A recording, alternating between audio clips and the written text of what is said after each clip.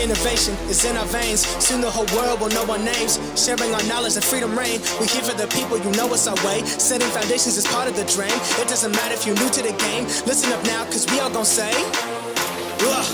elevate, elevate, elevate, higher, elevate, elevate, elevate, higher. We gon' rise up, we all gon' shine. Work through adversity, stay on the grind. Elevate, elevate, this is our time. Elevate, elevate. Welcome to the Elevate Podcast, everyone. It's so great to have you all on one more time. It's boy Josh. And Reg. And we're grateful to be back on with you yet again on a beautiful, awesome Tuesday night. And as we are on the beautiful eve of debate week. What we've been waiting for. And the beautiful part, thank God for the Montreal Canadien de Montreal, because of their game tomorrow night. They bumped up the French debates 2 hours, so we're going to get it even sooner. Then we get some hockey. Then we get to watch it all go down, and it's going to be a lot of fun to watch and endure. Blanchette tear up Carney, limb from limb, and Polyev run circles around Carney. And then Carney, as I said yesterday, just going to be standing there going, Hamas. So that's what we're going to get tomorrow, and it's going to be a lot of fun to watch. Reg, how you feeling, big dog? Good. I'm thinking you're feeling good because you loved that one. Yeah. That's like the second time you had to drop it a second time. No, feeling good. There has been so much happening in politics recently. There's been so much locally that I've been experiencing myself that we'll get into a little bit, but also just a lot happening. A lot that Carney has kind of like let slip, let go. So we're here to talk about it all because it's been a nuts time. Yeah. And it is also a very nuts time. You could probably hear in the background right now, there is dogs freaking out in this house. My house is a madhouse right now, and it's a lot of fun. We enjoy it because, as you know, we've been talking about you, the people at home know. We've been waiting for this baby desperately, and we have my in-laws are here. My sister's flying in tomorrow. Everyone's anticipating this baby to have been here. It's not here yet. And so we're just like, oh, great. We'll see how this all goes. And as I said, at this point, you will click on that thumbnail at some point, maybe, over the next couple or next week, hopefully. And I won't be here, and somebody else will. And oh my gosh, what's up, Apollo? Hope you're doing all right over there. And it is a wild time over here. So don't mind the noise behind it. Will quell eventually, but we're having a grand old time, especially as crazy and nuts things that politics are today. Holy jumping, looking forward to getting all of it. Yeah, well, I mean, it's appropriate noises because it was a dog fight today. Yeah. I don't even know where to begin because just I think we have to get into Carney because that honestly was the thing that was the most wild to me. So yeah, we'll get into that one clip of Carney. We will just set up the rules so everyone has the expectations of what to expect. So tonight, really fun stuff going on tonight, not just on our channel. So tonight we are going to go through a lot of the different stories that are happening. But the way we're going to do this is we're going to cover the topic. Reg and I will do our banter to talk back and forth.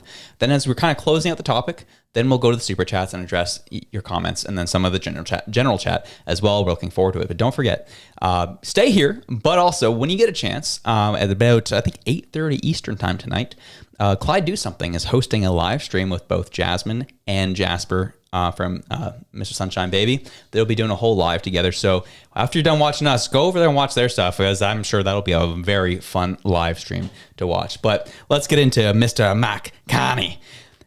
Question was asked to him today about how he's going to address some of his old promises. And he made sure to tell them they're not his promises. Here we go. Montreal Gazette. We're hearing that a lot of progressive voters on the Montreal in the Montreal region are considering voting for you, partly because you're an economist, you understand the economy at this crucial time, but also because you seem to take the climate crisis and the biodiversity crisis seriously. So we have the last large valuable ecosystem just north of the Trudeau Airport that there's been a movement in the region to have that conserved, possibly as a national urban park. I know you announced once again that you will create 50 new national urban parks, but that's an old promise. So in this region, what people are looking for is whether you are considering or whether you will commit to making those 230 hectares a national urban park just north of since it's federal lands. Yeah, understand. Thank you for the question. It's a very important question. First off, it's not an old promise if I make it. Okay, it's a promise. It is a new promise, and it's different. I'm new. Secondly, it's an old promise. I mean, my promise. I mean, come on. It's me. Come on, guys. it's old, but it's new, and because it's different. Yeah. You know? Great. Thanks, man. Appreciate it. Yeah, it was wild to watch essentially the caricature of what we've seen in this campaign, of what we've talked about and what we've criticized so much, is the fact that it's just they're swapping out one person up for the other, but everything around them's the same. And he just said the thing out loud. And he's like, yeah, anything with me is a new promise.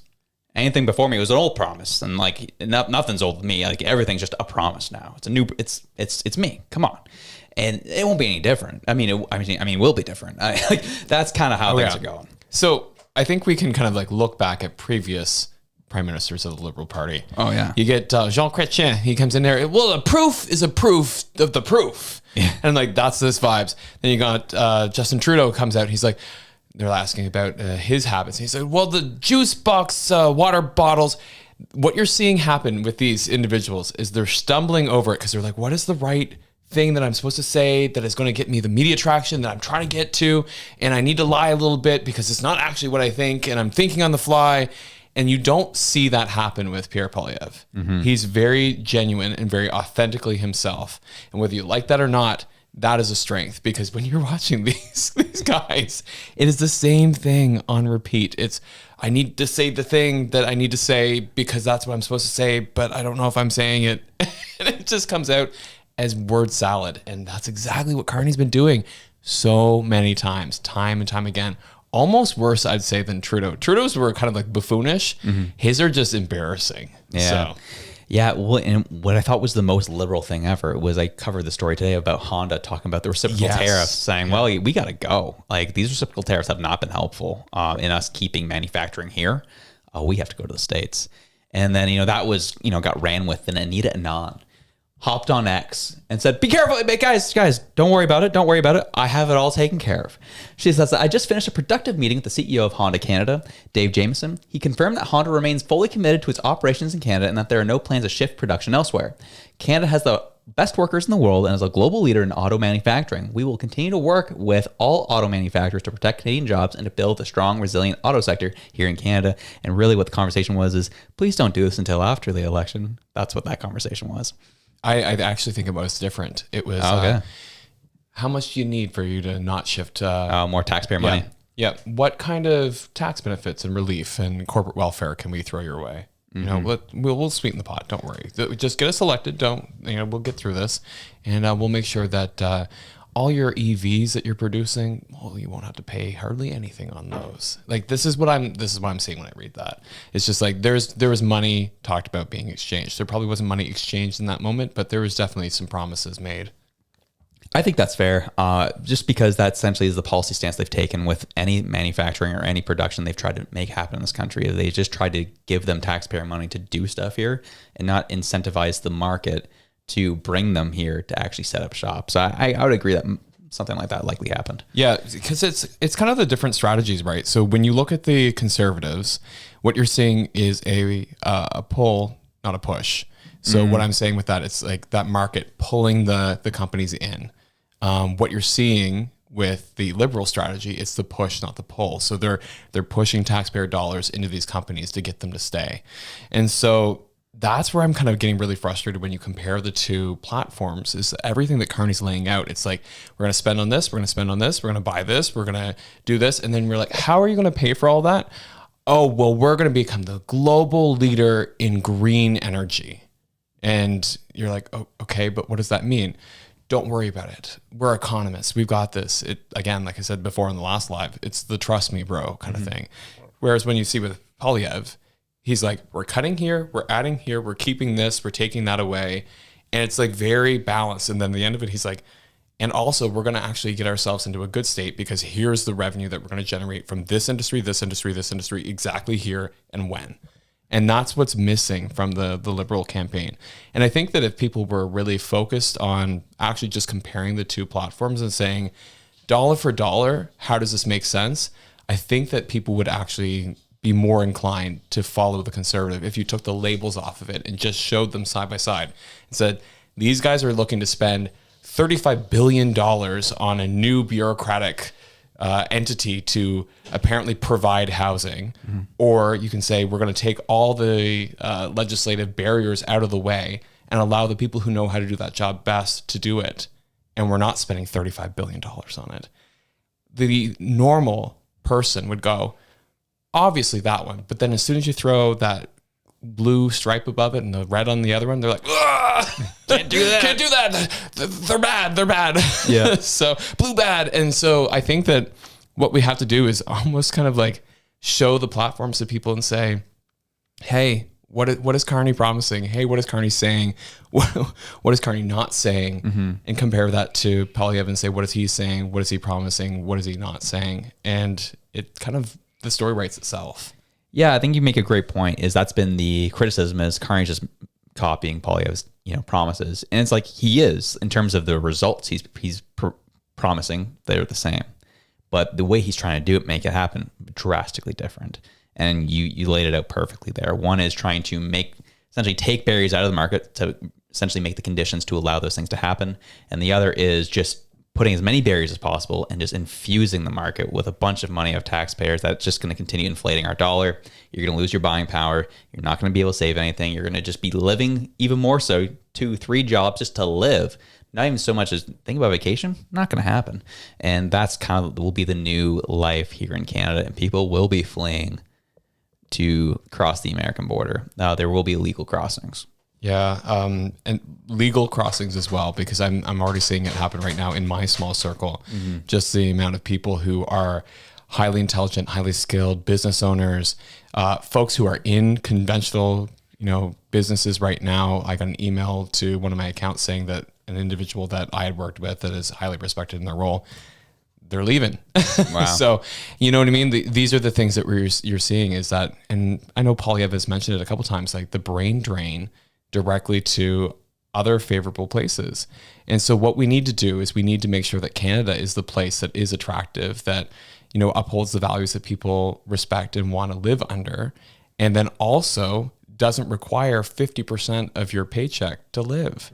So, you know what I mean? I don't mean 50% of your paycheck to live a regular life. I'm saying like 50% goes to the government, and then the other 50% you have to figure out how to make up, because that's the truth of it, right? I mean, I have a very good job. I make a healthy salary, and my wife does too. And we're We're making our mortgage payments. We're paying for our food.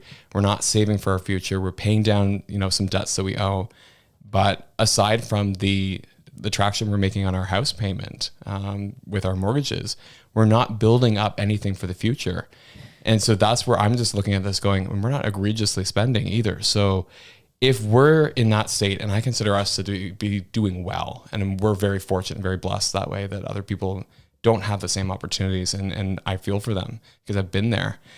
And when you see them in that kind of state, and then you look at the government and what policies they're trying to enact, you're like, how can we continue to go on like this? So I think what we'll see happen is that you'll see folks who have the ability to be mobile and have the ability to leave.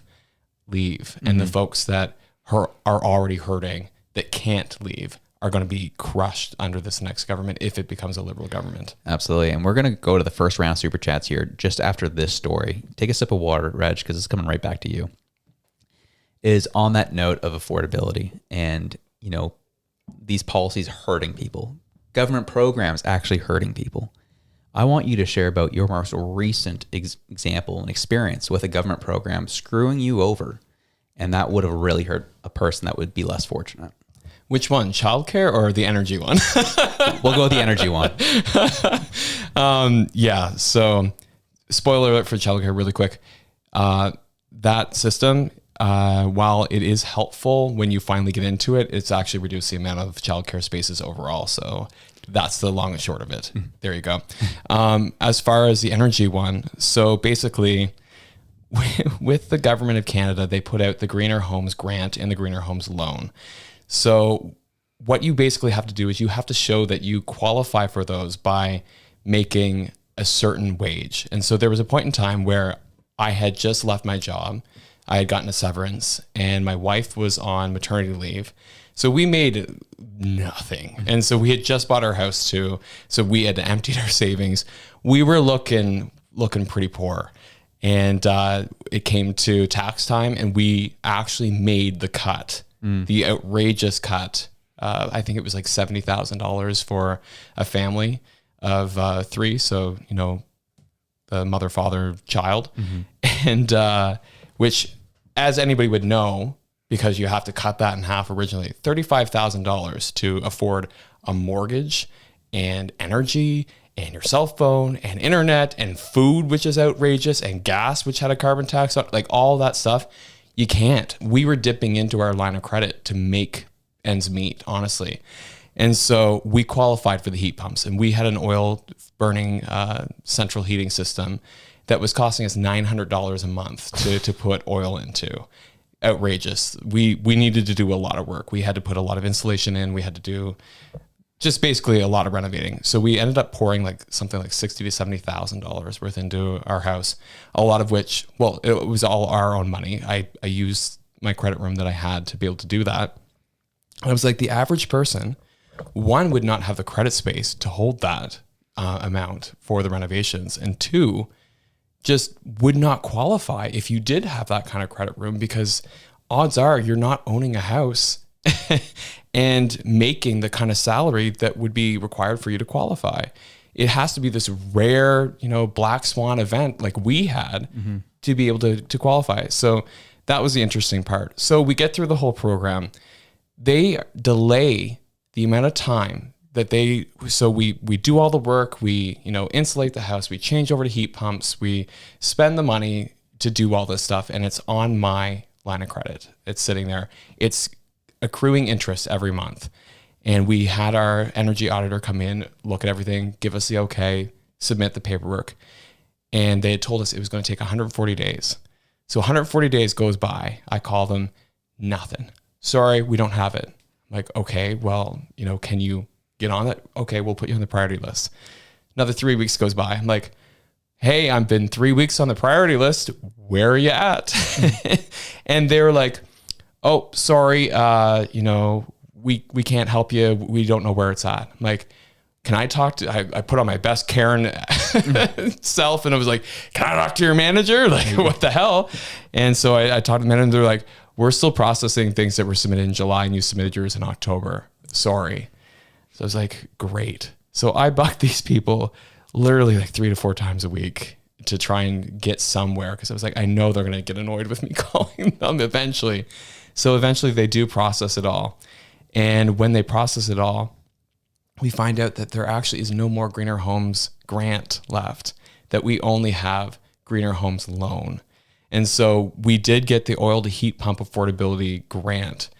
But when we looked at it, we were like, man, so much of this that we thought that we were going to get back, we did not get back. And we're stuck with the bill for all of these renovations. And now, granted, I will say it did increase the value of our home. It did reduce our energy costs month over month. But the problem is we won't realize the gains of that, benefit to our home until we sell it. Yeah. And it will take years for us to break even on the energy costs compared to the interest costs of the borrowed money for this kind of work. So all that to say, it's like you get screwed over so much by this program that they're touting it such a win, right? Because basically you have to, like I said, be a black swan and just fit that weird, metric of home ownership, but not making enough, but, somehow fitting into these pieces. And then eventually getting to the point where you're like, okay, I've hit all these ridiculous standards. I've got the work done. I've submitted all the paperwork you've asked me for. It taking months and all of the interest that is accrued on all of that borrowed money to do the work. And then only to find out that you're not going to get what you thought you were going to get because the program was used up. And so instead you can borrow from the government, and they're happy to lend you the money instead. Yeah. So I was like, well, that's the story, isn't it? Gee, that's Mark Carney right there. That's the future of the Liberals. If they want more of that, they'll continue to tout these programs, that they'll do so much for people and make sure they help the transition to a net zero future. And you will do that, and you'll be out $40,000, $50,000, $60,000 on top of the interest you're paying on that. And they'll have 100% lied to you. And this is a specific case, but that's just the reality of what we're dealing with here, unfortunately. But super chats here. First round. Just Me Nicole says, please hit the like button on your way in. Thank you, Nicole. Thank you for the reminder. You're awesome. Roxham Road. Let's go. Trish Prue says, so which debate night will the baby come? That's a great question. I'm wondering that myself. I think at some point, he's coming Easter weekend. He's going to be sharing a birthday with Jesus. Let's go. Michael, and I'm not going to even try to butcher your last names, so we'll leave you at Mike. Congratulations on 109,000 subs. Isn't that crazy? This time last week, we were just like, please get us to 100K, please. And now we're at 109. Whoa, what a difference a week makes. But Josh, was Jesus born on Easter? No, you're right. You're not wrong. I didn't say he was born again, you're not wrong. You know what? You're amen to that. I will say, I didn't say it was Jesus' birthday. I just said it was my kid's birthday that happens to be sharing it with Jesus, which is his death day. But rebirth again, baby. Let's go. He said, I'll be back. Here we are. Doug. People are going to think I'm a born again Christian again now. Yeah, man. You need to spread the good news, baby. Spread the good news. Doug says, I'm worried about the debate because of the CBC connection. I feel that Mark Carney will have the questions ahead of time so he can prepare and look polished. I think this is real. Yeah. And here's the thing. I said this last week and I'll say it again. This is the mantra I live by. Excuses are for losers. And if I'm Pierre Poilievre, say that does happen. Say it does. Say it's exactly as you explained it there. It won't matter because he stinks. And that's just going to he'll be exposed no matter what. Because you can have prepared for the questions ahead of time, even if that is the case.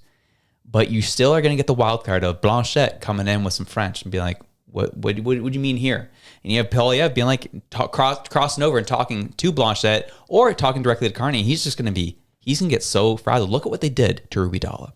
Look at what they did to anyone that may have questioned him on the debate stage. They made sure to oust them.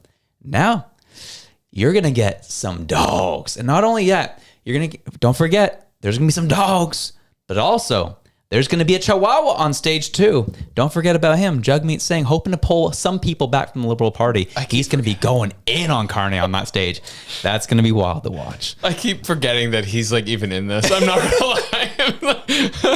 I think it was Jennifer L. who put out something on TikTok recently. She was like, oh yeah, by the way, Jagmeet Singh is still a contender in this, just so you know. I was like, oh yeah, he's still in there. And then not to even mention like Elizabeth May. And I was like, oh yeah, that she's there too, I guess. She won't be. So it's going to be her co-leader. Right. Yeah, which that was drama, which we'll get to. Which actually you may as well, I think. Oh no, we're gonna get that late in the show. But yeah, that the whole drama where they actually didn't meet any of the standards to get on the debate stage, but all of a sudden they're on the stage. And I'm like, people are like, I'm not. You know what let's do now? I was so upset by this because you have, I just have a consistent standard. That's all I ask for here. The Green Party doesn't have a full slate of candidates for the leaders debate, and that's not a deal breaker. You know, they go into, let's go down. The Leaders Debate Commission had set 3 criteria for participation, of which the parties had to meet at least 2. Having sitting members in the last parliament, polling at least 4% in an average of national polls, and having endorsed candidates in 90% of Canada's ridings. They're not polling at 4%, and they don't have candidates in 90% of the ridings, but yet they are allowed. Yeah. You know what? I don't like the PPC, but the PPC should be all over this and be like, well, if they're allowed, we should be allowed. Yep. And then you know who else should be it? The Marijuana Party of Canada, the Communist Party, like all of them. Just like flood that place and just be like, well, if they're allowed, we're allowed. Yeah. Just protest. You know what I mean? Just protest it. Yeah. Because I think that all 3 of those should be satisfied. I do think that you should have endorsed candidates in 90% of candidates' ridings, that you should have 4% in the polls, and that you should have sitting members in the last sitting of Parliament. Mm-hmm. I think all 3 of those should be. Because you know who else would get disqualified with that? The Bloc, because they don't have members in 90% of Canada. No. And what I find interesting is even when you look at Blanchette's messaging, he always talks about, he's like, oh, well, it's their election. And, you know, whatever Canada does is good for Canada, but Quebec will do it. I'm like, no. Like, stop. Yeah. You were a part of Canada. Stop acting like you're not.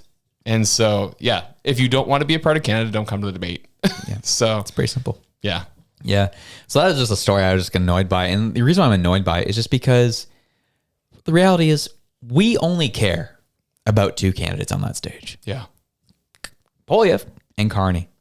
That's all.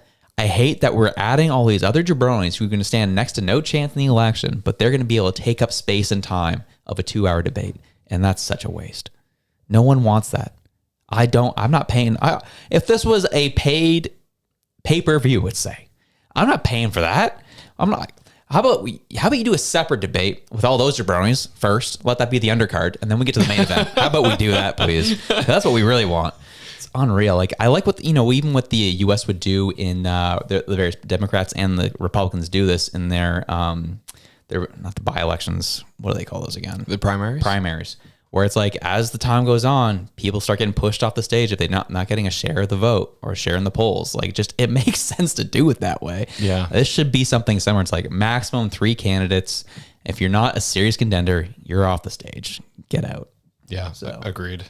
I don't want to hear from the Green Party, for goodness sakes. Holy smokes. I feel like the Green Party has just completely lost relevance because every party has a green platform included in it. So it's like, what do you guys do? Yeah. I just don't get it. You know, everybody's talking about climate change. Everybody's talking about their energy policies and their environmental commitments and things like that they want to do. Emissions reductions, pollution reduction, whatever have you. And they put their own spin on it, which is great because we want to see that diversity of thought and be able to choose accordingly. Yeah. And then the Green Party's like, the environment matters. And you're like, we know. No, everybody's doing that. Like, get out of here. You're a waste of our time out here. Why are you taking up space? The Gramerica show says, do a collaboration with the A-list. Keep up the good work. Have you heard the A-list? You've brought them up before, haven't you? I don't think so. I haven't heard of them. No, I haven't heard of the A-list, but we'll check them out. Yeah, I'd be interested. Yeah. See what they're about. Paul Wright says, Jugmeat will be Sideshow Bob. True. Not wrong. Not wrong. Ravi Deb says, USA also here. Josh is great. Need more common sense. Yeah, that's what we all need up in here. The thing that people really run with this week is Matt Gaetz and all that. Him talking about, go vote for Poilievre and all that. Oh, yeah. Look at these crazy Americans, Republicans endorsing Pierre Poilievre. It's disgusting. Like they all went off on a tangent about that one. I was like, Who cares? China wants Mark Carney, an actual authoritarian state who actually puts minorities in concentration camps. You don't think that's worth talking about? Okay, get out of my face. Shh, Josh, don't say that. Don't say it. They're gonna nuke our stream. They're gonna nuke our stream. A Western 91 says, "Are boomers voting liberal because they are leveraged against their largest asset, their house?" Just saying, yes. That is literally retirement. Like talking to boomers right now, their house is their retirement because they weren't saving, or at least saving enough. And that was kind of always the mentality used to the past 25 or 30 years or so. Is I know I've talked to people who are like, they're saving for their retirement, but nowhere near as aggressive as they needed to be in order to make sure that they could live off of it. Because like, I got my house, I'm gonna sell my house. That's a good chunk of cash, and I'll move on. If you have Pierre Poilievre come in, then he's introducing ideas and policies where you start building more housing, which is going to start bringing down prices, which people aren't going to be happy about, which I get why they're like nervous about it. But I'm like, if you're going to be retiring in the next 5 years or so, I don't think it's going to impact you that much. I think it's going to impact people for 10, 15, 20 years post. So I don't know. Totally could be agree just with me, that. though. No, I totally agree with that. And I also just hate the idea that people are using their houses as their retirement plan. Yeah. I think that the fact that we have gotten so far out of control with spending and devaluing our dollar and the deterioration of the purchasing power of the individual, that we need to sell a home in order to be able to retire.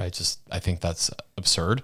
I think that we need to actually start looking back in history when we weren't making the house the primary investment vehicle for getting ahead or, retiring comfortably. Maybe, just saying it. Yeah. And also, I think that there's a complete lack of financial education in our school systems that we need to bring back and put into place there so that people understand what it will take. But even saying that, I don't think people could have foresaw just how bad some of these government policies would destroy the purchasing power of individuals, right? So people who had planned smartly and they were like, we're saving a certain percentage of our income, millions of dollars isn't enough anymore to retire on, which is wild, I think. Yeah, absolutely. Angus says, will the French debate have English subtitles? Actually, CPAC will likely have an English translation. Someone just speaking over them, which they should have that. Leonard S. And also, heads up, we will also be potentially, if no baby comes, live streaming that event tomorrow as well at 7 p.m. Atlantic time, 6 p.m. Eastern time, because of the Montreal Canadien. Leonard S. says, be certain that CBC and CTV polls will show Carney won the debate. So laughable. Yeah, probably. Actually, I don't know. I'll say this. Unless it's like a bury. Yeah, I don't know, because I've been watching CBC more recently now than I have been ever since they actually found their spine And found so talking about the buttons. Exactly. And so talking about the buttons saying like it's egregious, it's outrageous. I think that honestly, it's also getting a little bit blown out of proportion. It's good. It's ridiculous that it was like their war room. And I think that like out of all the things, like, I think that's like, it's annoying, but we aren't like, it's not a surprise to me. So I don't know if like, maybe it is a really big surprise to the liberal left because they're like, oh, I can't believe we did that. Yeah. So I don't know if that's what's happening there, because I'm listening to it. I'm like, that's not really the biggest thing, honestly. Like the whole China 100% tariffs we haven't been talking about, and the infiltration of the Liberal Party that Sam Cooper has been like exposing over and over and over and over again, that you're really not touching. Like, that's the big fish. Like, this is the little guppy. Like, why are we, Buttongate, like I said, egregious, annoying, stupid, but not the big deal. I don't know. I mean, I think it's the gateway drug to the big deal. Fair enough. And what I mean by that is it kind of what we discussed earlier this week, where Buttongate, what was on the buttons? Oh, trying to link the conservatives to Trump. And this Liberal Party using Chinese tactics that were brought up in 2021 to bring into this election to make the conservatives Trumpian. And that's exactly what they're doing with this Buttongate. And it just exposes exactly what's been happening. And that's why I think, as I said, I think it's the gateway drug to what's really happening. Yeah. But back to the original question about CBC and whether or not they think that they're going to, I don't know, put the debate into Carney's favor. They might. I'm curious to see how this shakes out, because honestly, the way they've been going after the liberals recently, I'm like, okay. I actually have a little more faith that they might make this a little more balanced. Of course, it's going to be skewed towards the left because that's what they are. They are skewed towards the left. But I think that it will be less egregious than what would have originally been had Carney not opened his mouth and openly criticized the media, calling them fake news. Like, that's the thing. Like, you could just put a clip of Donald Trump saying, like, the media is fake news, and then put it right beside Carney saying, check your facts. I don't think people are going to read the Globe and Mail and like all this crap. And you know what I mean? You just put them right side by side and you're like, who's more like Trump? The guys who have all the money and are criticizing the media, or the guy who built himself from nothing and is pointing out how biased the media is. It's like, Yeah. Interesting. See how that all goes. There's something someone brought up. I just want to get in the general chat. It says, oh, here it is. I lost it. I just had it. Shh, get out of here. Okay. Trash with a 5 says, hi, you guys are great. I'm a member of 793 IOEU. All the members are up in arms that the union have endorsed the Liberals. We are heavy equipment operators and crane operators.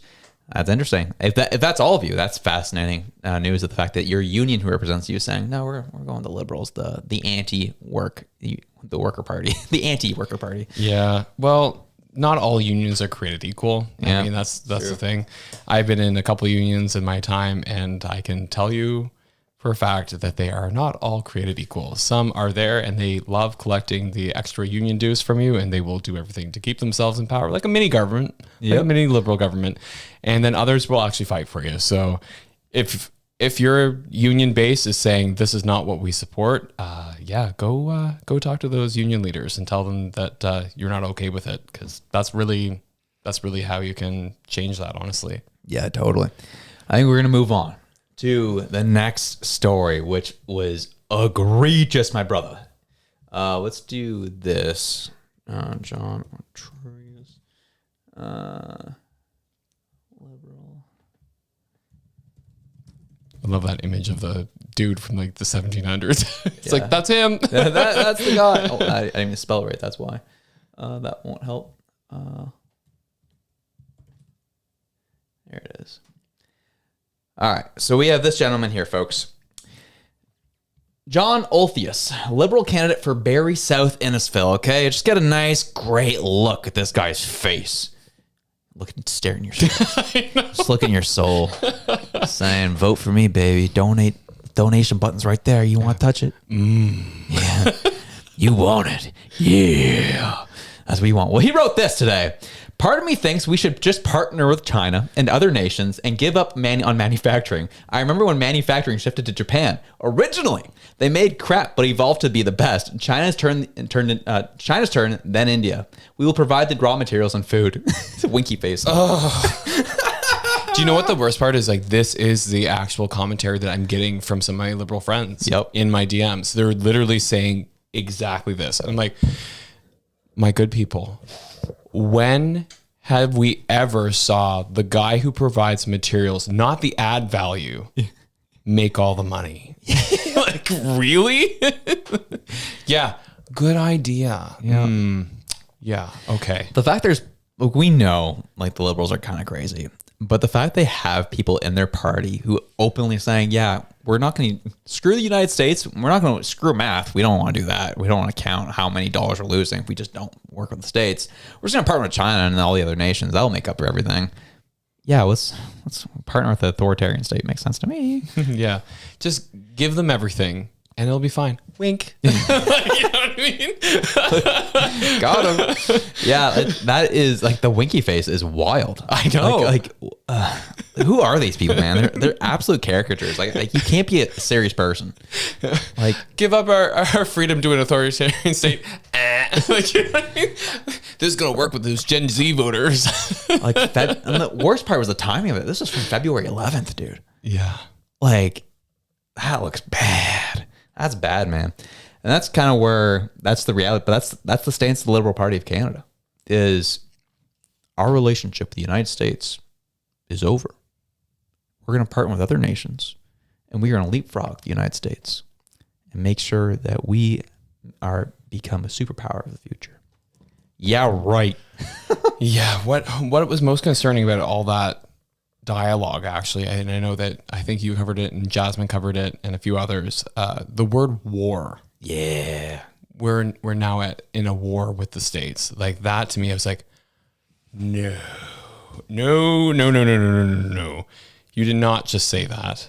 Like that to me, I'm just like, that makes me just like, it gives me the ick for those. Cause I'm just like, holy crap. What are you doing up there? Like, you idiot. Like, are you actually going to create something that doesn't exist? Like, give me a break. I love that you just said, what are you doing up there? As if he's a deity. Carney bless. No, I was saying, what are you doing up there in Ottawa? Yeah, I'm just messing with you. Yeah. But you're not wrong. And honestly, I want to replay that clip because it was so concerning. From this past week.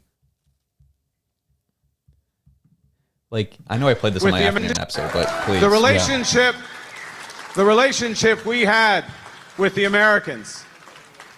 These guys weren't wrong. They want us to be the 51st state. They want to break us. They want to break us so they can own us. They want our resources. They want our water. They want our land. They want our country. And what do we say? You don't have to die. You don't have to die. Never. The relation. Yeah. Like, the rhetoric is appalling. Especially you getting some people so wound up that you have someone yelling that from the crowd. I wasn't kidding when I shared in this afternoon's episode. I've literally talked to my liberal NDP friends who've literally been looking at buying firearms to take up arms against the United States. They really thought and think Donald Trump's going to actually, with the army, invade Canada. They legitimately think that because of this rhetoric. That to me is so concerning because I'm like, we have so much family, so much shared history between these two nations. Like, it would be literally families fighting families if that ever, even in a million years, came to pass. So I say no to that 100%. What I think is interesting though is that with Carney, you get an element of truth with a whole lot of BS around it. So when he says, they want our resources, they want our water. That is true. Yeah. They're 100%. That's factual. They do want our water. Water is a huge issue. Mm-hmm. The fact that, we supply so much water to the state of California through different agreements and water agreements on rivers and things passing into the states. We have Nestle that's constantly pumping out water out of Ontario. So water is a huge one. He's right on that. We don't go to war over that. We negotiate agreements to say, we do have a lot of water here. We have more than we need. We're willing to share that with you, but we're not giving it away for free. Yeah. I mean, if you want to, the art of the deal, let's make a deal, So that's what I look at that. And then same with the resources is that, we could give you some of our resources, but you need those resources to make things. Why don't we just make the things that you need and you can buy the things from us? Yeah. And in exchange, maybe we'll let you enter into some of our banking system and or maybe we'll allow you to play in the telecom space or something that's not going to completely upset the balance of power in Canada, but would actually provide the consumer with more options and drive down the costs of, living and doing business in Canada. So I think that there's deals to be struck that Donald Trump would take that back and go, this is great for America because it gives them access to a wider market. We're only 41 million people. We're the size of California or less. Mm-hmm. So yeah. I can't remember if California is 60 million now or what, but you know what I mean? As far as the market goes, there's states larger than us. Yeah. So I don't think it's a huge deal. And I think that where Canada has so many of these massive monopolies and oligopolies that I think that it would actually be beneficial to open up some of our markets to the States to allow some of that competition.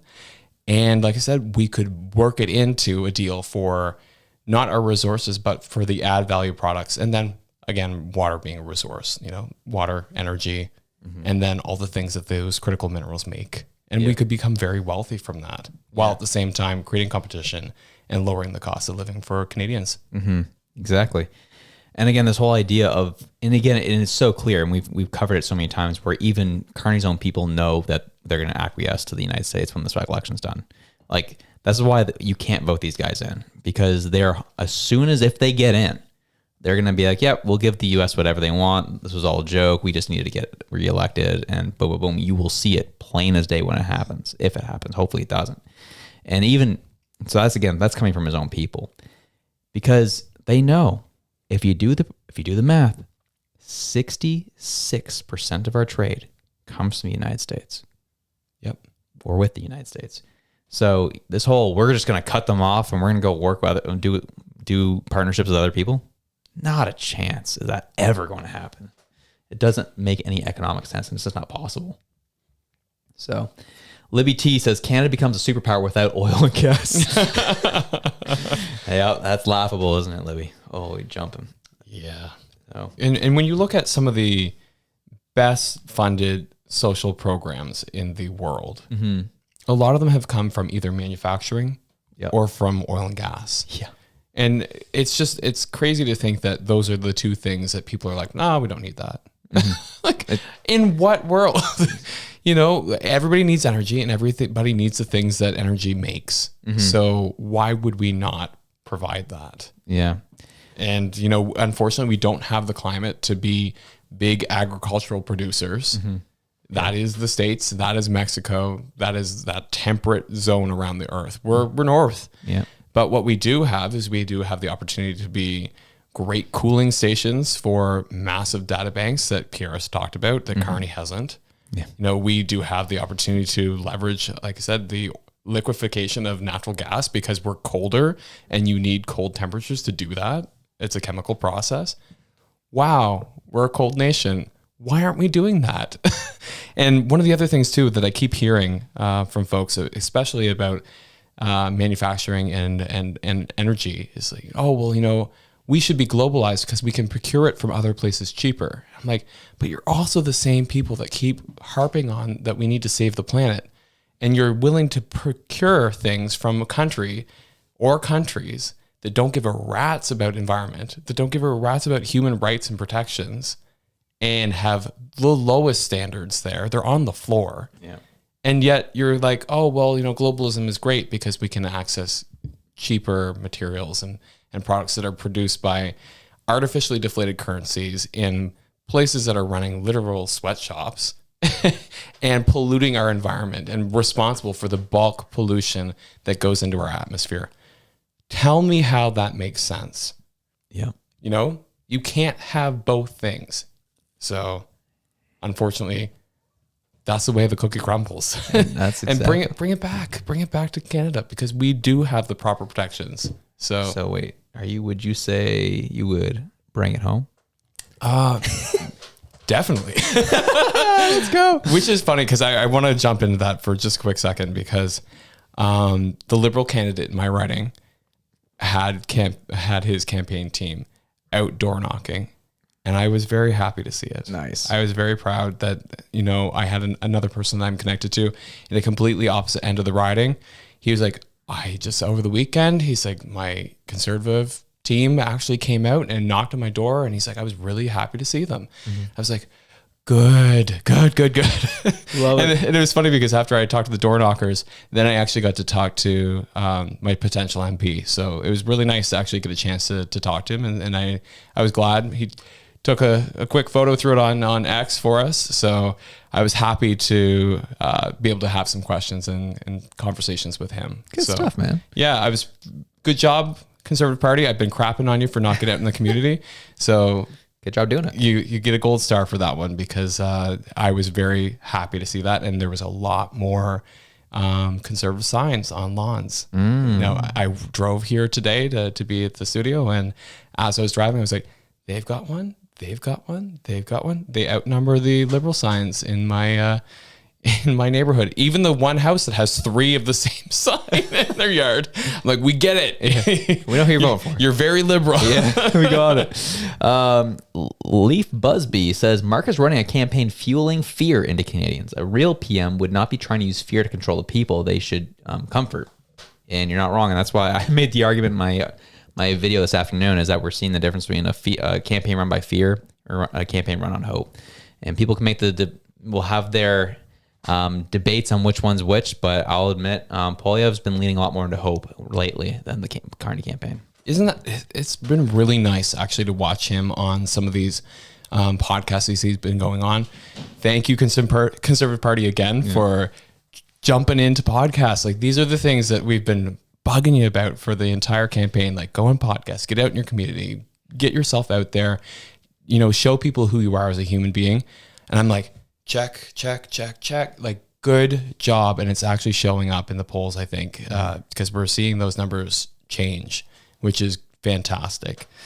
Because it's really kind of like, it gives people hope that, oh, it's not a wash. I do need to go out and vote because it does matter. And so I think that there's like a certain percentage of the population that was like going to go out and vote anyway because they were like, we need to fight back. And then I think there's a certain percentage of the population now they're like, I'm encouraged because I can see this change, and people are knocking on my door. I'm hearing the hopeful messaging coming out of Pierre. He's sitting down, showing that he's a human being, showing that he's a real person, sharing his story about like his upbringing, his, the challenges he has as a parent with a child with special needs. And like, you really feel like, okay, I know this person now, and I feel connected to his struggles and his frustrations. And he was an opposition leader, so of course he's going to be frustrated, and of course he's going to be aggressive. And, maybe that's what we need. We need that aggression with like a little bit of that softer side of like, this is why. Mm-hmm. And it makes me think of that country song. It's like Daddy's Hands, firm, it was firm as steel when I've done wrong. But, like that whole like idea that, we need somebody who's tough, but who like on the inside really cares. And I'm like, that's the message that's coming across in a lot of these things that he's doing now. And I'm like, good. I'm glad to see it because I think that people are out there seeing it too. Absolutely. Just me, Nicole says, thoughts on the list of actually someone said something in the general chat that caught my attention on that. Someone said, but I haven't seen any knocking on in my neighborhood or my doors. Well, here's the thing. I think it was SGH who said that. Do what Reg did. Contact your representative in your area and tell them, what the heck, where are you? Light them up. Because sometimes that's what they need to get things going. So sometimes you need a kick in the pants because I emailed a couple times. I called. I shouted them out on X. I made all the the contact you could possibly make with the material that I had at my disposal. I know a couple of people that are inside that I was just like, hey, where is he? Please, someone send him my way. And so, it does take a bit of work.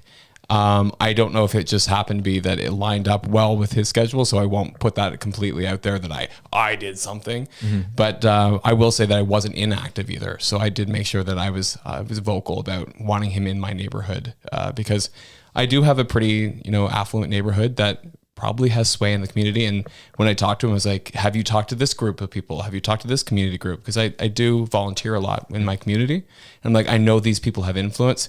Go talk to them. He's like, that's great. So like I said, we're here to work with you. We're not here to work against you. And so just, if you've got a conservative member that you want to talk to, reach out. Like, don't be shaming them for not visiting you, but at the same time, just letting them know that, you're here, you're trying to support them. You're trying to help them achieve the same goal, and show up. Do the thing, man. Just me, Nicole, saying thoughts on the list of 9 ministers.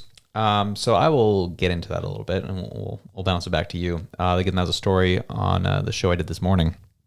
And the one thing I've not been enjoying about that story is that it's being represented that the RCMP listed these 9 liberal ministers as people who have not been doing their job. No, this came from like an ex-RCMP or retired RCMP, retired officer, police officer, who had some very shady things done to them, where they had spyware accessing their phones, tracking them and tracking their conversations, which is our government did that to retired officers, which is welcome to Canada in 2025, I guess. And it's those two officers who penned this letter to Carney being like, these ministers have done boom, boom, boom, boom, boom. They're linked to this malpractice or linked to this malpractice. And like they had all the data. They had all the receipts. I didn't show it in my video this morning, but it was about a 12-page report that they showed every bit of evidence they've had to the issue they've been having with these 9 ministers. And I think that was powerful. Good to see it coming from them. I just don't like people saying it's coming from the RCMP, because that's not where it came from, because we don't have to get in the RCMP, but they're clearly not doing their jobs these days. And so, but it was just these two officers who were really upset and made sure to make their frustrations known to the Mark Carney government. Yeah, I thought it was interesting too, because I think that what people are missing is that they were calling out the Minister for Public Safety, because they're saying by not acting, by allowing this, you are not doing your job. I think that people got confused thinking that they called the order. Mm-hmm. Somebody somewhere did. Yeah. But what they were basically saying is like, by knowingly allowing this to transpire, whether you made the call or not, it's your portfolio. It's your portfolio. You wear it. You own the responsibility, and so therefore you need to be held accountable for what went on under your portfolio. And what I hate, because I watched Mark Carney do the same thing too with the whole Button Gate, is just the idea that I didn't know about it, so therefore I'm innocent of it. It's like, stupid. No, I'm sorry. You can't plead ignorance as an excuse, because one, that either says that you did know about it and you're lying, or two, you're incompetent at your job and you're not actually keeping track of the people that you should be keeping track of. And so that's what I kind of look at with these 9 ministers as well, is, either you didn't know what was going on and you should have, so you're incompetent, or you did know what was going on and you are saying that you're not and you're complicit. Mm-hmm. So either one, not a great look. Yeah. Exactly, 100%. And that's kind of how I feel about the 9 ministers. I actually had a couple different people call me about it today.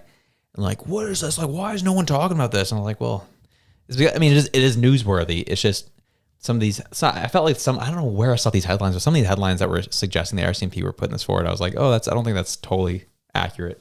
And I think that's what got people so fired up and excited about it. I think, as I said, I still think it's newsworthy. I still think it's worth covering, but it's not like bombshell news that it was led to believe. But I'm also not trying to be the jerk here and be the wet blanket on either. I'm just trying to kind of list the facts as I see them. That's all. Wow, Reg's laughing at me for that one. You no fun, Josh.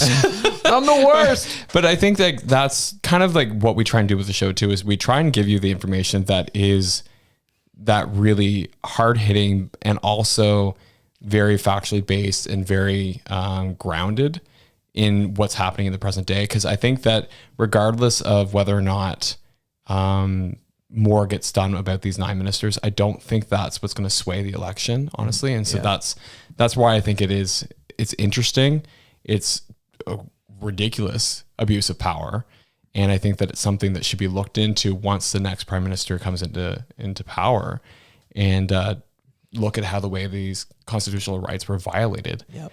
But I think that in the context of the election right now, I don't think that's the main issue, because I think that there's 40 million other Canadians that have things that need to be dealt with first. Yeah. Just me, Nicole, I'll hit this last super chat before we move on. It says, very curious that the China tariffs will even be mentioned in the debates. Even Pierre Poilievre is not mentioning them so far. And I agree with that. I'll be curious if they are mentioned. I'm wondering if Poilievre's not been talking about it because he wants to lay it thick in the debates on it. Like, get Carney. Like, I'm sure Carney's preparing for that potentially coming up. But I don't think because Poilievre hasn't even so much as really put it on the radar of anybody. Could he just drop that in French in the debate and then drop it again in the English? He'll be a little more ready for it, or will he just not do it for the French debate and then drop it in the English debate and just really throw him off in front of the whole nation? I don't know. Yeah. Here's my ace in the hole. I'm going to throw you off the gear game, because we've seen what happens with Carney when he gets thrown off of his game. Yeah. He just doesn't know what to do with it. So he just kind of, and you see the brain malfunction happen in real time. So I think that, I think you're right. I think that there could be some strategy behind that. It will be interesting if it does not get brought up. Yeah. I think that would be something to look for, because sometimes just what's not being said is just as important as what is being said. So good catch, Nicole. We'll definitely be looking for that. 100% Kaleidoscope dropping 25 bones on the homies. We appreciate it. And we move on because we're going to be moving back to the East Coast. Not this fake East Coast that they claim Ontario is. No, we're talking about the real East Coast, Atlantic Canada here, folks. We're going to be moving over to make sure I'm tracking CTV Atlantic. Todd Battis. Todd Battis. Honestly, I'll be honest with you. I do like Todd. I think he's a good guy. I think he's decent at his job. But this was like kind of funny when we're watching inflation hit 50-year highs this week. And look at how they cover this story, guys. It's kind of funny. CTV Atlantic, baby. Here we go. Coming right to you. Food inflation hit a 50-year high in March. A number of factors are being blamed for that, from Trump's tariff war to the value of the Canadian dollar. We were all expecting a jump with food inflation from February to March, but not 1.9%. It is the highest since 1974. The food number settled at 3.2% month over month. There are a few causes: the trade war with the United States, a weaker Canadian dollar, and March was the first full month after the GST holiday. Factors at play include avian flu, and for pork and beef, it could be prices are catching up after being low. The March inflation data comes as the Bank of Canada is expected to make its next interest rate decision on Wednesday. So inflation is because they kept the food prices artificially low. That's why it's hitting hard. Okay. Yeah. I do also love the fact that they zoomed in on product of the United States and then said the words, American tariffs or United States tariffs, because it's not the American tariffs, it's the counter tariffs. Yeah. Like that are raising it. And it's so frustrating hearing folks talk about tariffs when they clearly don't understand how tariffs work. Tariffs are put on by your own government on the individuals within your own country. Yeah. So when we're talking about counter tariffs, we're talking about the tariffs that this Liberal government have put on the people of Canada. Yeah. Not that the United States haven't put a tariff on to the people of Canada. It's whatever the government of Canada have put on to the people of Canada. That's the counter tariff. That's who it's affecting. So if they're saying that, that tariffs have caused food inflation, that means the Liberal government is responsible for increasing the price of your groceries. Yeah. If that's truly the reason. Just ask Honda. Just ask Honda how that's going. Yeah, exactly. I think that was the funny part of it. We're gonna hit this one super chat here. Arla7247. Have you two been able to educate any family boomers? For me, interestingly enough, the boomers in my life are all voting conservative, which is different for me because I have direct family who are very liberal. But all the boomers in my life are like, nope, Polyev all the way. That's the same with me. All the boomers in my life. That's where I'm kind of like curious as to where all these boomers are at that are apparently voting liberal, because we get a lot of you folks in the chat who are older who are all saying that you're voting conservative and that your friends are voting conservative. And we see it in our lives that our grandparents and parents and relatives are voting conservative. So that's where I'm a little bit skeptical. I know that traditionally the older generation does vote liberal just because of the way that the policies are written. But as far as like actual people in my circle and people that I know of, I'm not seeing it. I'm seeing a lot more younger, like female voters, like people our age that are women that are voting liberal. And I know exactly why they're voting liberal, because they've been, scared basically by some of this propaganda out there that somehow their rights are going to be removed from them. Like that's who I'm seeing that's saying that they're voting liberal. It's not the boomers that I'm seeing in my life personally. Yeah. Yeah, exactly. It's kind of interesting that way. This person, it's the cat lady boomers. Who is that? Sheba we knew. Oh, love it. Iconic statement. So you're going back to them zooming in on the lettuce in the grocery store, saying it's a product of the USA. Again, trying to instill that fear of it's Trump's fault that things are more expensive. Well, CBC, on their last dying breath, are just trying to will Donald Trump back into the national conversation today as they were in D.C. talking to the White House press secretary, folks. I love her, good. Honestly. God, Carolyn Levitt? Yes. Yeah, she's a wild one, ain't she? All right, CBC correspondent here. Let's go. President Trump's tone when it comes to Canada-U.S. relations, Canadians have noticed it's shifted a bit in the past few weeks. Ever since the election campaign started, he stopped talking about Canada becoming the 51st state, at least publicly. I'm wondering if that's on purpose and why. I would reject the president's position on Canada has shifted. Perhaps he just hasn't been asked about Canada by questions from this group in the Oval Office, but they see him almost every day. But the president still maintains his position on Canada. The United States has been subsidizing Canada's national defense, and he believes that Canadians would benefit greatly from becoming the 51st state of the United States of America. As for autos, if I may. There you go, folks. There you go. That's CBC, and they're going to run that clip to the death right there. Oh, yeah. There's like, we've been talking about Buttongate too much. We got to get back on this Trump train so we can get liberals up in the polls again. And we can still claim that we are a neutral news agency. Yeah. It's interesting because the worst part is, like, I do not want us to become a 51st state, but by all accounts, because of the deregulation that would occur, you would be financially better off, which is annoying as hell. Because I'm looking at that going, we don't have to be a 51st state in order to be better off. We just need better leadership. And that's really kind of what we need. And I think that if people can kind of get away from this ridiculous Trump rhetoric, that's just a distraction. Yeah. It's the same thing with like all these social identity politics pieces. They're a distraction. The real issue right now is that we're being taxed to high hell. The money is being used in ways that are not beneficial to people. It's not being accounted for properly. There's no transparency. There's no legitimacy. There's no integrity in our government left, and people don't trust them. That's the issue. The rest of it's all a distraction. It's all a smokescreen. Don't pay attention to that. Go to the party that's consistently been like, we need ethical leaders in this country with transparent spending. And then you'll be better off. Yeah. Yeah, exactly. It's just it's that simple, man. Just that simple out here. A Western 91 says, why doesn't Pierre just read more of Carney's book Values on the campaign trail? I think this is the silver bullet he needs. Hashtag buy XRP. XRP army over here. I just think the reason being is because that's not going to connect with regular people, unfortunately. No. It's too academic. It doesn't fully connect unless it's like in video form of him saying something direct. Reading a book that he's written, it just for whatever reason, like to people who are interested, very eye-opening. But people who are just like trying to passively get in election content, just try to stay updated, that just doesn't hit people who have been working 12, 13, 14-hour days.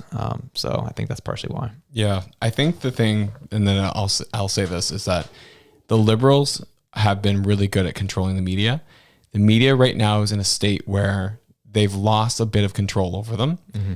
I think what would be really beneficial for Pierre to do right now would be to find some media folks like the Todd Battises of the world. Yeah, get out there in front of them, talk to them, talk to Vashi Capelos. I can't say her name at all, the last part. Don't bother. Yeah. Just say Vashi. Vashi. Capelos. It's Capelos. Capelos? Okay, yeah. There we go. Get in front of those folks. Maybe they'll rip you up for 2 seconds, but I think that because the conservatives have such a strong platform to talk about, I don't think that they'll actually be any worse off. And I think that what they'll actually do is they'll get exposure to those middle ground centrist voters that haven't been hearing from them. And I think that that would be the play to move on. I really do. I think that they need to actually start going into mainstream media, because as like annoying as it is to say as an independent media person, I think that's where you're going to get your moderates. And I think that that's what they're consuming, and that's where you need to go. And right now is this golden opportunity, this window of opportunity that is quickly closing. As we saw, they're down in the White House trying to get their Trump narrative again. Do it now before that window closes. Mm-hmm. Yeah, I think there's just something to be said because a lot of people will fight the battle of the hill that he needs to only do independent media. He only should be doing MSM. Like that can tend to be the argument. Do everything. Exactly. You have to do everything. That's just the reality. That's just the new age that we're living in. A Fife. Is this Robert Fife? Is he dropping in the chat? Global Mail coming in hot. Libs hold cherished ideas in a vacuum. They want X when asked how we get it, they fall apart. How are we going to have a social healthcare with an aging population? Immigrants get healthcare too. Yeah, I mean, that's essentially been the whole campaign in general was we talked about earlier tonight. We're going to do X. We're going to do this, and this. But then they're pressed on how they're going to do it. And there's like, as you said it, we're economists. Trust us. That's the Trust Me Bro campaign. Yeah. And I won't dive into the specifics of healthcare because I'm not allowed. But I will say that healthcare, much like any other social program in this country, needs to be well funded, needs to be looked at, needs to be assessed for where it can be strengthened. Because I think that if you actually look at some of the spending that we've done in this country, you know, $8 billion to global affairs, $17 billion to consultants, and, you know, the billions of dollars that are sent to Brookfield's companies that are deeply embedded in national defense. Like, these are the kind of things that, you know, you could trim, reduce, change, eliminate altogether, and pour that money back into our social programming. And that's kind of what Pierre has really been saying too. He's like, we're not getting rid of dental care. We're not getting rid of childcare. We just want to make it better because we think that the concept is good. The execution was terrible and the outcomes are not showing what we want. And so like that to me, I'm like, yeah, exactly. That's what the whole idea behind conservatism is. It's not libertarianism.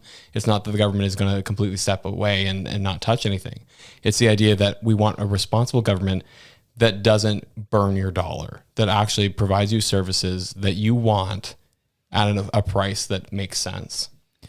Yeah. The Freedom Pines saying values is so scary. He sees us as peasants. Yeah. Yes. Yeah. It's accurate. And like I see that so often in a lot of the ways that he speaks, where it's just like, oh, you don't really have a pulse on the everyday Canadian and the struggles of the everyday Canadian. Like you've never struggled. Mm-hmm. You've had a silver spoon in your mouth your whole life. He grew up in the Arctic, man. Yeah. Don't you know?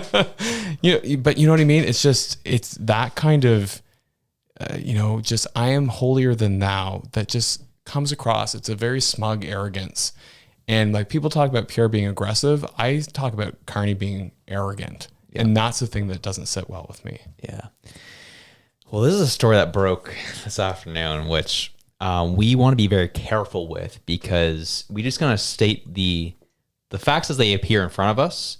There's still a lot of effort and what's the word I'm looking for? I guess investigation that needs to happen to connect some of these dots. But to start off, it's wild.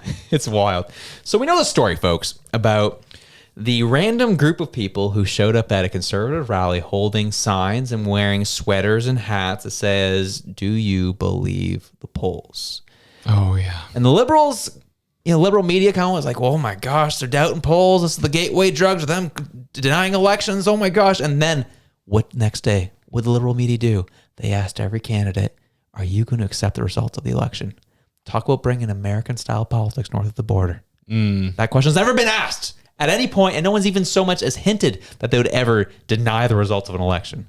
But here we are. This is where we're at. So people, especially the pleb, brought this up. It's like, I was there. I watched these people. They seemed just out of place. The whole thing seemed a little fabricated, a little manufactured. It just didn't feel authentic. But I couldn't put my finger on it. And then people did some sleuthing. And, this was fairly interesting here, folks. Lost, yeah. There you go. Actually, I'll start with this one. So they kind of cropped in the people who are holding the signs, who are there at the rally, and they find out that these two people, the couple pictured in the "Do You Believe the Polls" shirts, are founder and president of the Meadowvale Business Association, Shar and Polly Michucci, who have been at events with Mr. Ford and the Ontario PCs and are known to be relatively intertwined and close to the party. And the fact they just showed up with the "Do You Believe the Polls," and knowing how much Ford's right-hand guy, strategist, Corey's been railing on the federal conservatives. The fact that Doug Ford is supporting Carney and not giving any love to Poilievre just shows that there might be something here. We don't know what the connection is yet. We don't know if there's anything been exchanged or anything. This was even a thing in general. Maybe they actually do believe this. I don't know. But it is very odd considering how much the Ontario PC party is trying to sewer the federal conservatives. Yeah, and the question I had, because when we were talking about this earlier, is just the question I would ask is why? What is it that they stand to gain by a Carney government? What is it that Ford stands to gain by a Carney government? Like, those are the questions that I would have to ask is why? Is it the promise of that, bullet train to go from Montreal to Toronto that is really that enticing that he's looking at this going, this would be a big job creation activity for Ontario that, I'm going to see positive returns from that? Because we know that historically, anytime a government creates jobs in the system, that government is seen as more favorable. So whether that's provincially or federally or whoever is responsible, it happens that way. People like to feel that they are secure in their economics and that they're going to work and that they're going to be bringing home a paycheck that they can keep, which is why the messaging of Pierre works so well in that way. But going back to my original question is this what Doug Ford is seeing? I don't know. The question I have is, what is it that him and his supporters are seeing as a benefit to them? And is it a benefit to them financially? Is it a benefit to them in clout that they can use for re-election? Is it a benefit to them through connections? Like, what is the benefit to them? And that's the question I'll leave it at, so that we're not speculating too much, but just, what is it? And so I'm hoping that the internet does what the internet does well and continues to dive into that one, because it's pretty intriguing. And I'll say that because we can't really put our finger on it. Just like the pleb was saying, like, something's out of place. This one's not passing the sniff test as being legitimate, but it's like, it's not quite there yet. It's not a fully baked thing to be able to kind of like report on it yet, but just kind of like throw those questions out there. Why? Yeah. Who's involved? Who benefits? What does that benefit look like? And just kind of leave it with those questions and see what comes up. And the thing is, this wouldn't have really been a thing. I don't even think really people would have dug this up, and it would have probably just kind of been forgotten about if it wasn't for Buttongate. Yeah. And Buttongate happens, it's like, okay, now we have to start having a conversation here. We have even liberal creators who are just denying Buttongate and how insignificant it is to our Please do it, please. Do you want me to play that guy? Yes. Oh my gosh, I don't want to give him any hair time. Okay, I'll get there. But it is really weird, and we are going to be a part of that internet movement. I'm going to look into more of this too and try to figure out what the connection is, what's the motivation. If it was insidious, what is the motivation? Do they share donors? Do they share business connections? Ford talks about how Ford has shown behavior. He likes to be with the bigwigs. He wants to prove himself. He wants to be part of that group. Is that what this is? We don't know. Again, it's all speculation, but these are the questions you need to ask, and we should be asking, wondering what the heck is going on. Or do they actually not believe the polls? We can just leave it at that too. And they want to have a movement, which is weird, but okay, go off, I guess. But like the zoomed in face of that dude too, like he's not looking like he's they're not there for Pat. They're not passionate. Like, it's just like, yeah. The whole thing is just like, it just looked weird. I remember when I watched it, I was just like, when I first saw it, I was like, this is it's just weird. Like, it's just weird behavior. I was like, okay, I guess there's just a group of people that I guess they wanted their voice heard, but whatever. But they had like printed shirts and everything. It was so coordinated, and I'm like, it just, a banner, like it was weird. You know what I mean? Like, to me, that doesn't feel grassroots. No, like not. I wouldn't. Yeah, like there was printed sweatshirts, the printed hats, the massive banner. Like, you know how expensive it is to get a banner like that printed. Like, they're trying to make this. They're trying to make this elbows up. Yeah. And the reason why elbows up on their side it was grassroots is because you kept seeing it on social media. Elbows up, elbows up, elbows up. Spurred by Mike Myers. That is to a degree would make more sense if someone showed up with a banner with elbows up at a liberal thing. That would make more sense. This was like, it just kind of came out of nowhere. People are talking about, like, and they're unsure about the polls, but no one's like, it never became a mantra on social media. Do you believe the polls? Do you believe the polls? Like, but this, it just, it was weird. Yeah. Do you know what's hilarious is I was at Costco over the weekend. I know Cardinalson going to Costco on a Saturday. Reg's elbows were up. Yeah. It was funny because walking in there, I'm like trying to scan my membership. And one of these guys was walking in and he was just very loudly saying something about like, oh, stupid Americans, blah, blah. He goes, elbows up. And this other guy goes, elbows up. And they're like yelled this back at each other as they're walking into Costco. I'm like, this isn't a Canadian chain, sir. Yeah. Like, you're going in here for your deals from America. Yeah. So, like, give me a freaking break. Put your elbows down and, like, get out. Move on with yourself. Yeah, that's actually hilarious. What's the super chat saying? What's the update? Gary McDonald coming in hot. All right. Conservatives, the voice of reason. Liberals, putting the T in front of reason. Gee. What a guy. Vincent Ristushia says, Doug mad that Pierre is actually going to cut tax. Yeah, that's it. Libby T says, I heard speculation that Ford would like to be PM. That's a lot more likely. I've heard that too. Yeah, and I'm sure that's a part of it. Just trying to get him out of the way, which I'm not going to lie. I don't really, at this point, if Conservatives don't win this election, I actually don't care what happens after this. If I'm being quite frank with you, I'm over. Like I'm over it. Yeah, that's how consequential this election is. Like there won't be anything to save, really, if I'm being honest. So get out and vote, and don't put your elbows down, as Reg says. Yeah, well, it was funny because like we had this conversation too. Because I was like, I don't get the elbows up thing because I played soccer all my life because it was the only sport that you didn't have to be like super good at. You just had to be fast, and I was like, perfect. That's the sport for me. Right. Anyway, so yeah, whenever you were throwing elbows, it was a dirty move. It meant you had no respect for the other team. It was a last resort. It was, you're digging your elbow into somebody else's ribs because you're taking the ball from them and you're hoping the ref doesn't look at you while you're doing it. And it's a really underhanded, dirty, like move, right? It's not something you do when you're a winner and you have integrity and you respect the other team that you're playing against. And so that's why I really don't like the elbows up movement, because I'm like, no, it just cheapens us. It makes us sound like we're dirty players and that we're not here to play with integrity. So I hate that. I'm seeing all the love from the chat. Good. Thanks, guys. I'm glad. I'm glad you feel the same way. Because yeah, I don't want to be the elbows player because like nobody likes them. Nobody wants to play with them because they suck. Yeah. So quite frankly, yeah, you're right. They do suck.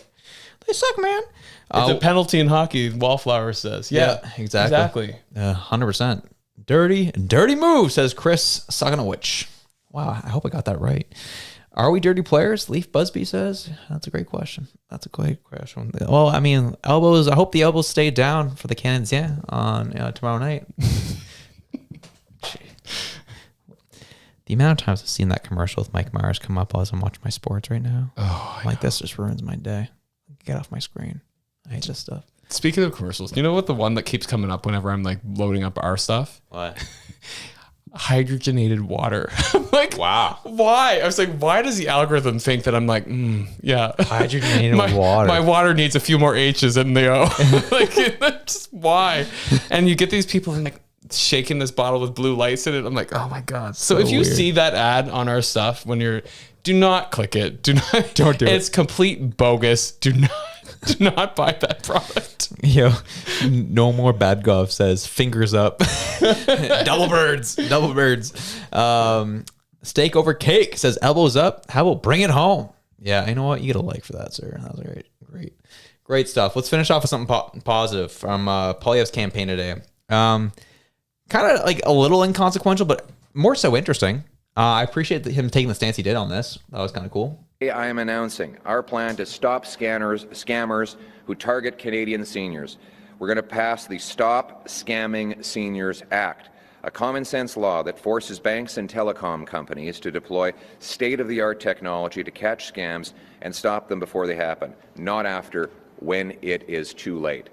This plan has a number of key steps. 1, we will mandate real-time scam detection systems by banks and telecoms, starting with seniors' accounts. 2, we will require automatic flagging and blocking of suspicious activity like unusual transactions or robocall traffic. 3, we will create the Seniors Transaction Shielding Protocol, a 24-hour hold on a high-risk transaction for seniors or anyone else who requests this extra protection with mandatory verification before money leaves their accounts. 4, we will impose public reporting requirements so Canadians know how many scams are being blocked or missed.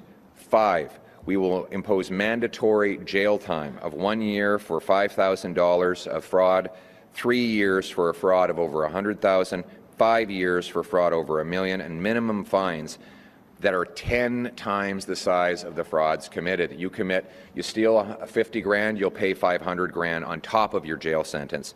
We want to financially cripple the fraudsters to deter their greed.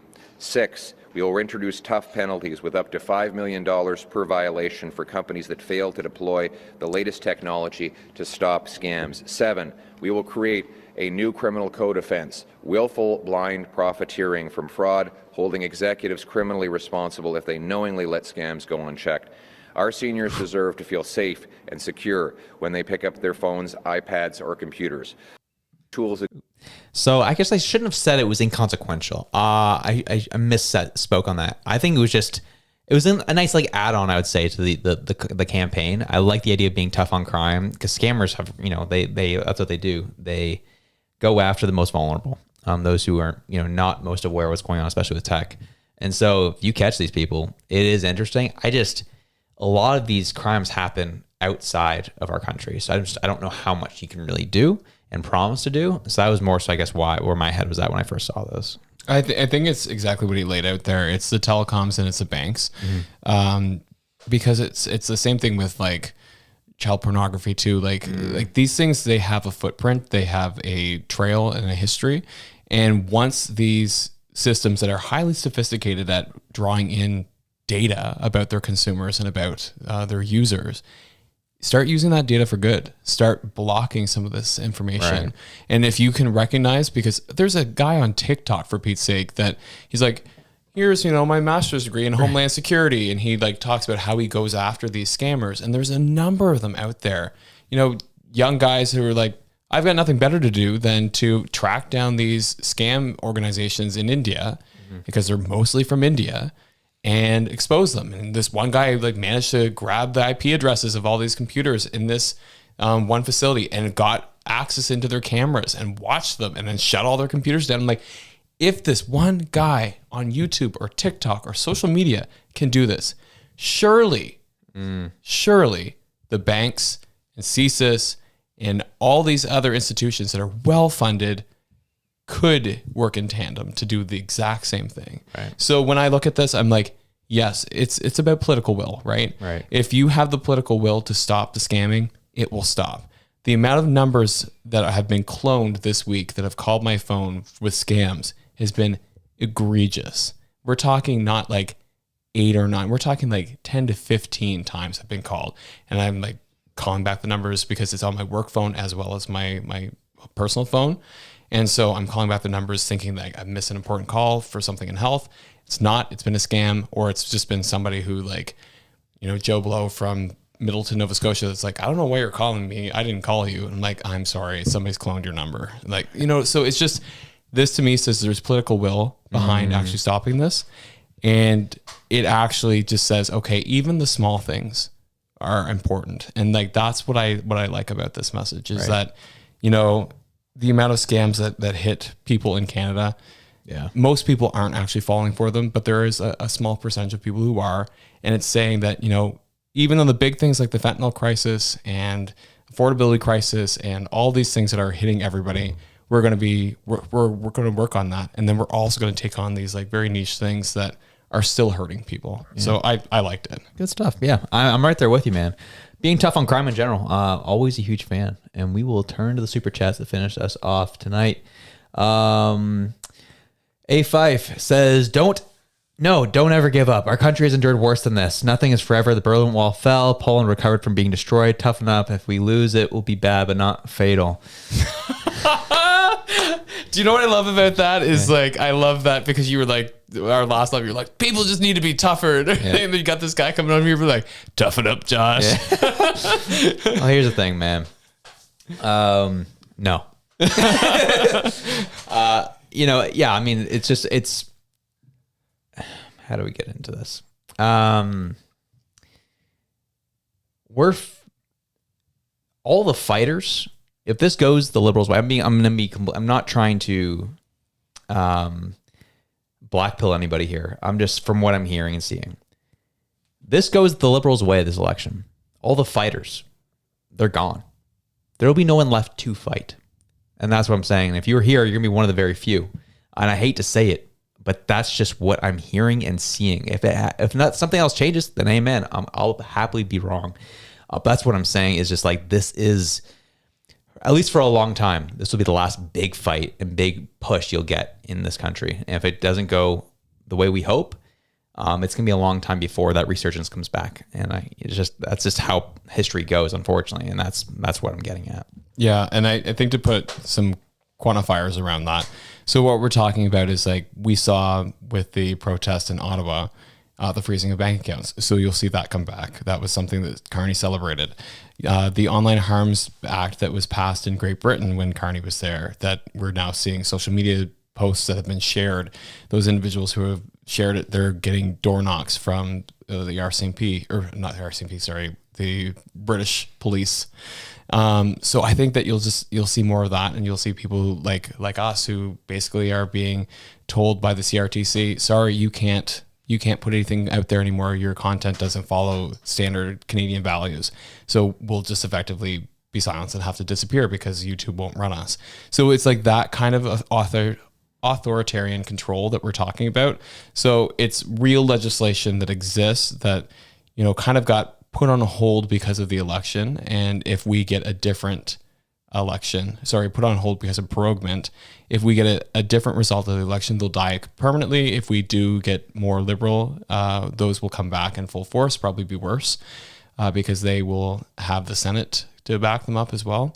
So I just look at this and I'm like, that's what we're talking about when we're saying that, it's going to be hard to come back from that, because unfortunately with this, we'll be fighting an info war. And already we're seeing from the results of different polls, different statistics, different reports that the government has access to and has commissioned themselves, showing that, information is the biggest battleground right now. And so if the government controls all of that information, they will just silence anybody who dissents.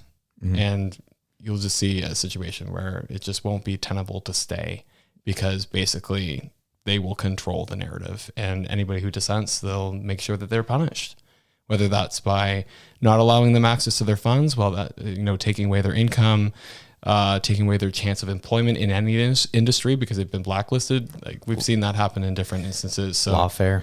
Yeah. Or even thrown in prison or given a sentence for, whatever reason. So that's where I look at it and I'm like, that's the issue. Yeah. Yeah. Altruism says you should cover the recent letter from the RCMP whistleblower exposing the 9 compromised MPs, including Chrystia Freeland. Yes, I covered that in my morning episode today, and we also covered it earlier tonight. So you should watch the whole thing, and you can see it all. Faye Trim, I'm not going to do this. Faye, I'm not going to screw up your last name. Trimchuk? Good. We go with you. Dropping money on the homies. Appreciate the love. It means the world. And I think we are coming into the end, and we will see y'all tomorrow night.